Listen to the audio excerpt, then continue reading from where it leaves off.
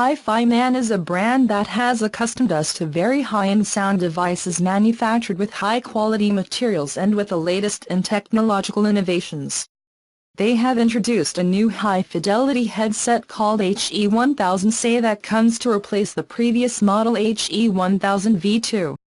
Although the technical specifications have not been fully detailed, it has indicated that this new circumaural headphone makes use of the famous planar-magnetic technology drivers with improved sensitivity so that it can be used in any portable player such as a smartphone or tablet. The ultrathin diaphragm allows very fast transient responses and a high sensitivity of 96 decibels with less distortion than traditional membrane drivers and a frequency response between 8 Hz and 65 kHz.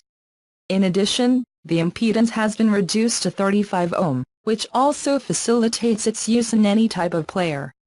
In terms of aesthetics, it has opted for metallic finishes and ebony wood that give an elegant appearance but probably increase the weight of the device that this time stands at 440 grams.